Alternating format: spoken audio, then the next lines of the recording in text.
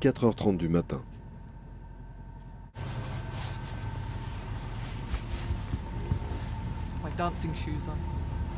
Une fois que Sarah a enfilé ses chaussons de danse, comme elle dit, Marc et elle se retrouvent sur le pont arrière de Tara. Ils y entament une chorégraphie qu'ils connaissent sur le bout des doigts. Les gestes de ce rituel, la mise à l'eau de cette rosette, s'enchaînent comme des automatismes. Leur danse avec le pont s'apparente à la préparation d'un combat. Nous sommes deux ingénieurs océanographes qui connaissons parfaitement les opérations puisque nous les avons montées ensemble. Donc on peut équilibrer le travail, se répartir les tâches et on n'a pas beaucoup besoin de parler en fait, c'est très facile. Il faut dire que derrière les arceaux de cette rosette, entre toutes ces bouteilles qu'on immerge, il y a une technologie inouïe, des yeux et des capteurs pour scruter les couches de l'océan jusqu'à 1000 mètres de profondeur. L'attelage fait 150 kg.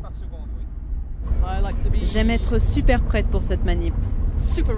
On a une grande responsabilité avec ce matériel, alors nous voulons nous assurer que tout est en sécurité, nous et le matériel.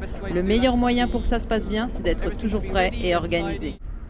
Lorsque la houle et les vagues s'en mêlent, la manipulation devient dangereuse. La rosette menaçante. Les tensions sur le câble énormes. Heureusement aujourd'hui, tout est calme.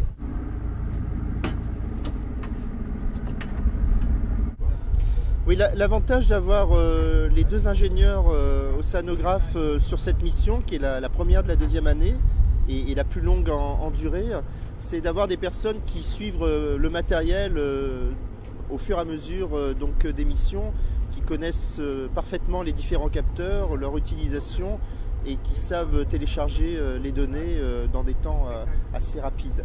Lorsque nos deux duettistes ne jouent pas les voltigeurs, ce matériel hyper pointu donne à cette paire d'as l'occasion de se réunir encore.